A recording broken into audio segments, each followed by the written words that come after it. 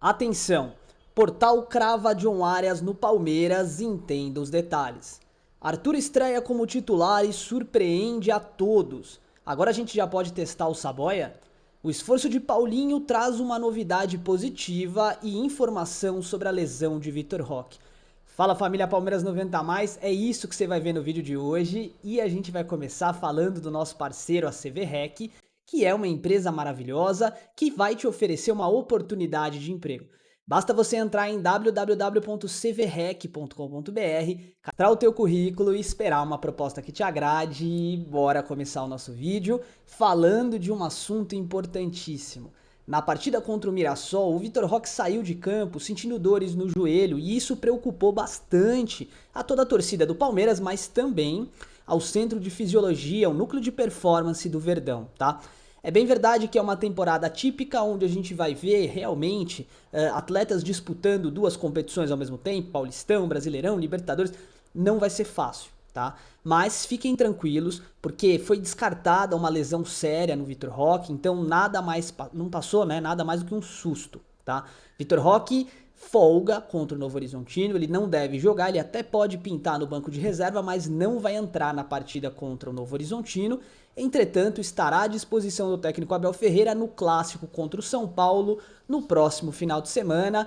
Vitor Roque, o Tigrinho, é um baita jogador e, poxa, ajuda demais o Palmeiras, né? Deixa sua opinião nos comentários. Faz sentido para o Palmeiras investir agora num atacante para que a gente evite esse tipo de situação no futuro? Na minha cabeça faz muito sentido e a gente já vai falar do mercado da bola, começando pela informação sobre o Nino, que nós falamos no vídeo de ontem e que é importante frisar, tá? O Palmeiras se aproximou da contratação do zagueiro após acertar as bases com o mesmo, tá? Então, projeto de time, né? Projeto de carreira ali, né? Desenvolvimento salarial, enfim, tudo alinhado com o Nino segundo a ESPN. Muito importante pra gente aqui, eu sempre trago as informações pautado, na verdade, e com fonte. Pra gente discutir, falar sobre o Palmeiras, inclusive ultimamente o canal tem falado até de outras coisas, além de futebol, que é o nosso objetivo, tá bom? Nino próximo do Palmeiras, e é claro, né? Quando a gente tá falando de reforçar o time, é muito importante a gente levar em consideração também o reforço que o Palmeiras tem, que já foi contratado. Novidade por Paulinho, que você viu primeiro aqui no Palmeiras 90+, né? E que agora está sendo confirmada por ESPN. O Paulinho se esforçou muito na recuperação. A gente sabe que a lesão dele é séria, né? Não é brincadeira. E por conta de todo esse esforço que ele teve, sobretudo da parte física, se cuidou, se preparou, grandes chances, tá? E agora confirmado por grandes portais aí, Paulinho retornando em fevereiro. Só que calma, não é que ele vai retornar jogando a bola que ele estava jogando no Mundial. É necessária adaptação, e muito mais do que adaptação, ele volta para fazer uma transição com bola, né? Então assim, o cara vai voltar a participar dos treinos, vai fazer treinos um pouco menos intensos e vai se preparar, tá? Então aproximadamente aí na segunda quinzena de fevereiro a gente tem a expectativa de voltar a ver o Paulinho ganhando minutos em campo. Pode se animar e pode se empolgar porque o Paulinho é o principal jogador do Palmeiras na temporada, ou pelo menos era, né? Porque ó, atenção, presta atenção no que eu vou falar. Informação dada pelo Portal de Futebol, tá? Portal de Futebol cravou. John Arias já é jogador do Palmeiras. Nós vamos falar os detalhes dessa matéria, vamos conversar a respeito e eu quero a sua opinião nos comentários, tá? Segundo o jornal The Football, já está oficializado, né? A contratação já está alinhada e será anunciado na próxima semana. Não tenho informação se isso é verdade ou não. O que me pegou e por que eu resolvi trazer essa matéria pra gente conversar aqui, né? Eles deram data, eles deram salário, eles deram tudo, todos os detalhes da negociação que estão passando aí pra você na tela. Uma vez que eles tenham municiado, né, a imprensa com tanta informação, fica complicado pra gente dizer que não é real, né? Então, estou passando a informação para frente, para vocês, para a gente analisar, né? E é claro que na próxima semana a gente vai confirmar se os caras falaram a verdade ou não. É muito importante a gente entender que a negociação com o Wolverhampton, da parte dos ingleses, é importante que eles façam agora mesmo. Não fiquem enrolando, porque eles não vão ter caixa, caso caiam para a segunda divisão e tão perto, né? De manter o atleta. Então, melhor agora nesse momento. Eles falam em algo em torno de 14 milhões de euros, tá? O equivalente aí a 84, acho que 90 milhões de reais. Cara, eu acho um valor pequeno. Essa parte da matéria me pegou um pouquinho, porque até onde eu tava lendo, eu tava, sabe, concordando ali, que tava tudo parecendo real, né? Agora, essa parte do dinheiro me deixou um pouco preocupado. Salário em torno de R$ 1.300.000, também é um salário que, assim, é um absurdo, né? Com a população, enfim, professor ganhando salário mínimo muitas vezes, né? Mas do ponto de vista do futebol, é um salário dentro da realidade do futebol. Diz a sua opinião aí. Faz sentido? O Palmeiras já estava mirando o Arias já faz um tempão, né?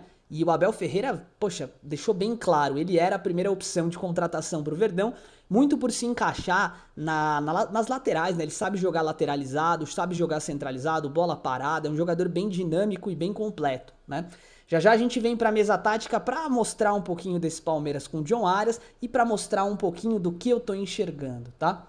Agora com relação à questão envolvendo Bruno Rodrigues. Bruno Rodrigues participou da partida com o Mirassol, ele tem ganhado minutos, né, com o Abel Ferreira, mas ele não está conseguindo desempenhar um futebol à altura do jogador que a gente conheceu, né? Agora, é válido ressaltar que é um atleta vindo de lesões perigosíssimas no joelho e que ele nunca, provavelmente não mais, né, voltará a ser aquele jogador, ele vai ter que adaptar o futebol dele, né? E assim, o Bruno Rodrigues é um bom jogador. Vamos deixar isso bem transparente aqui, tá? Na minha opinião, com toda a humildade do mundo, o Bruno Rodrigues é um bom jogador. O que eu acho que pode estar pegando também pro Bruno?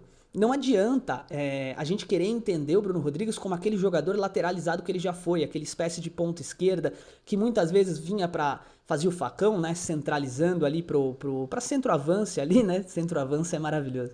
Mas enfim, para essa área do campo, né? O Bruno Rodrigues agora ele vai ter que jogar como um falso 9, na minha opinião. Ele vai ter que se movimentar próximo da área e ele vai ter que se movimentar menos, porque ele talvez não tenha mais potência muscular para dar aquelas arrancadas que ele dava, enfim, aquela fila que ele fazia driblando, é a realidade, né? Isso acontece com todos os jogadores. Se você for pegar do mais alto nível, tipo um Cristiano Ronaldo que começou na ponta e finalizou como centroavante, né? Até jogadores como o Neymar agora, enfim, tem diversos jogadores que passaram por essa realidade, né? Então, assim, os piques do Bruno Rodrigues, ele tem que ser próximo à área. Não dá pra ele ficar voltando pra marcar, essa é a minha opinião. Mas o Internacional está mirando a contratação do jogador. Ele interessa ao Internacional, ao Mirassol, ao Cruzeiro. Tem uma série de times, né, no Brasil que gostariam de contar com o futebol do Bruno. Houve aquela possibilidade de troca, né? A gente mandar o Bruno Rodrigues e eles mandarem um jogador pra nós. Me diz aí a sua opinião nos comentários se faz sentido pro Palmeiras fazer esse movimento nesse momento. E agora, antes da gente ir pra nossa mesa tática, alguns pontos que a gente percebeu aqui, tá? Principalmente com relação a essa situação da partida contra o Mirassol.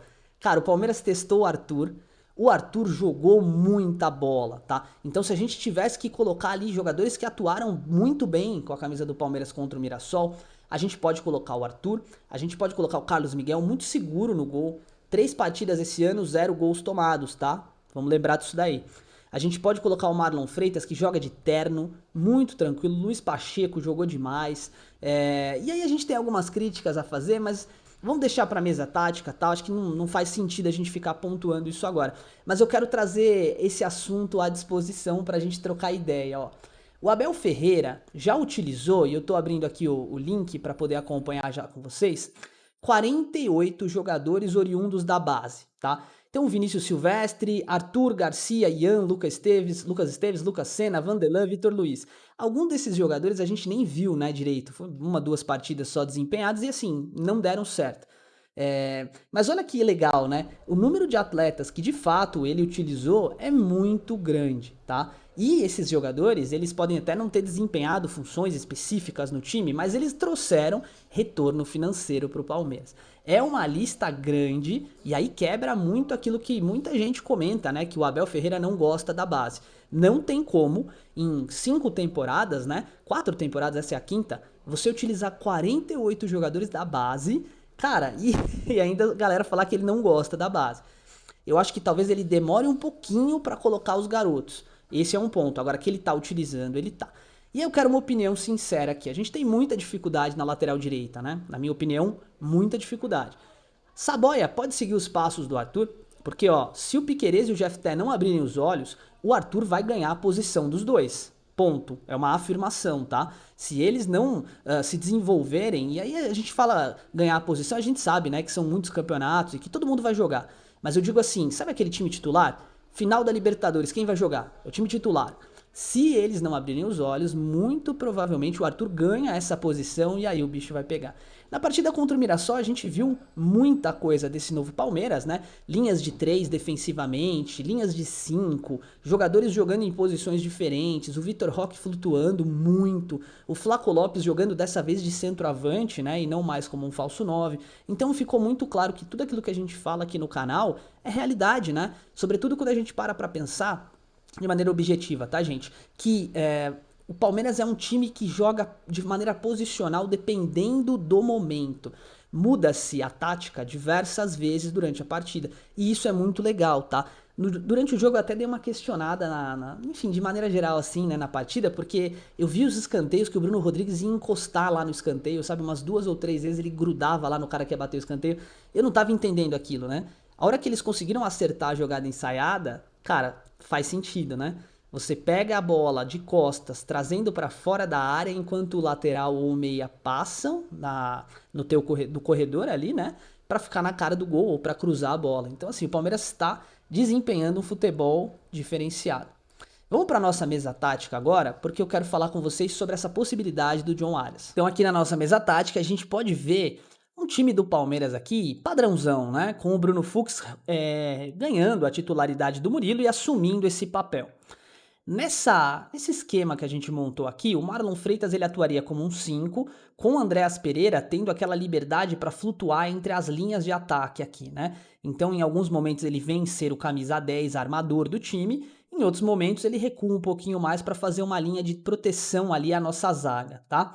O John Arias, por sua vez, não tem muita oportunidade jogando no meio do campo. Ele vai começar sempre lateralizado, até porque ele tem como um dos principais fatores ali a velocidade e o drible, né? Entretanto, quando o Andreas Pereira recuar para fazer essa proteção à linha aqui, né, junto com o Marlon, o Arias ele vai ocupar esse espaço do campo, até porque é natural dele, é o jeito dele de jogar bola, beleza? O Alan na direita, quebrando linha, a mesma coisa que ele tem feito recentemente, faz o facão para dentro, quem acompanha o canal já sabe, né? E a nossa dupla de ataque com o Vitor Roque e o Flaco Lopes flutuando entre si. E olha que interessante, né? O Flaco ele tem tanta qualidade, sobretudo com a bola no pé, que muitas vezes ele sai da área, ele sai e vira uma espécie de... Eu vou chamar ele de falso 9, não vou chamar de camisa 10, mas é praticamente uma função de camisa 10. Ele pega a bola e conduz aqui. E o Vitor Roque afunda. Então, vejam, só aqui mostrando mais ou menos para vocês, a gente já pegou 2 ou 3 variações táticas, né? E se eu te disser que na partida, por exemplo, durante a partida, esse movimento também acontece, né? A gente tem 2 jogadores aqui, ó, que são basicamente o Kelvin, que vai subir e vai apontar como um ala mesmo, né? O Andreas Pereira que sobe e o John Arias que vira uma espécie de ala pela esquerda, tá? Olha que coisa inteligente. O Alan, ele faz um meio campo aqui com o Andreas Pereira, o Vitor Roque e o Flaco Lopes ficam um pouco mais à frente, aí o Flaco deixa de ser esse falso 9 e vira um centroavante, como foi na partida de ontem. Inclusive na partida de ontem, cara, durante a live aqui, né, eu dei uma criticada no Ramon Sosa, porque de fato, o Ramon Sosa tentou muito e falhou todas as vezes. Só que aí eu tava pensando, o gol de cabeça do Flaco foi basicamente um cruzamento do Sosa, né? Cara, pelo menos ele tá tentando, né? Então eu meio que dei uma estalada de chave na minha cabeça, que é o seguinte, pô, o Sosa tá tentando, ele corre, ele cruza, ele finaliza gol, tudo bem, não tá dando certo, mas talvez com a saída do Facundo Torres, Ramon Sosa vai ser obrigatório, né? Ele vai ser mais utilizado e aí de repente a gente vai passar a ver um jogador com uma qualidade diferente. Interessante, né? Essas 2 variações táticas aqui mostram muito do que o Palmeiras pode se tornar, mostram muito do que o Palmeiras tem a agregar. Eu quero que você me deixe a sua opinião nos comentários a respeito dessas possibilidades e quero que você me pontue aqui também sobre a questão da nossa base. Nós falamos que são 48 jogadores utilizados no profissional. E quando a gente abre a lista aqui, né, e eu vou fazer isso agora, a gente percebe que desses 48, praticamente ninguém, né, pouquíssimos foram utilizados aqui no profissional. De verdade, né, ganharam posição, foram titulares. Então, por exemplo, ó, na lateral, a gente tem o Arthur que tá ganhando posição agora, o Garcia que jogou 2, 3 jogos e foi vendido, Lucas Esteves também, o Vanderlan, né, quase ninguém. Na zaga, o Benedetti, o Naves, né, e o Vitor Reis também. O Vitor Reis ganhou posição, tal. O Vitor Reis a gente pode até pontuar. mas foi vendido, né? Aí a gente tem Alan, Danilo, beleza, os dois jogaram, Fabinho que foi negociado, Figueiredo que se lesionou muito, aí o Gabriel Menino que ganhou posição, John que teve oportunidade, mas não conseguiu desempenhar um bom futebol aqui no Palmeiras, né? Luiz Guilherme, Luiz Pacheco, Patrick... Então assim, o que eu quero trazer com essa situação? Não tem jeito. São mais de 140 atletas, nem todos vão conseguir estar entre os profissionais, e aqueles que conseguirem estar entre os profissionais do Palmeiras também correm o risco de não conseguir posição. O cara não tem condição de jogar na titularidade ali, de colocar o atleta que está como titular no banco, enfim, não vai ganhar minutos, né?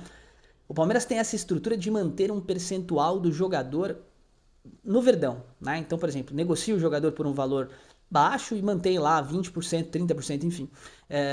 Isso faz com que o Palmeiras consiga, inclusive, pagar conta. É bizarro, né? Mas, por exemplo, a venda do Kelvin, do Shakhtar pro Fulham, rendeu ao Palmeiras uma grana absurda. O Palmeiras pagou o Andréas Pereira, acho que 60 milhões de reais, né? Só com venda, assim.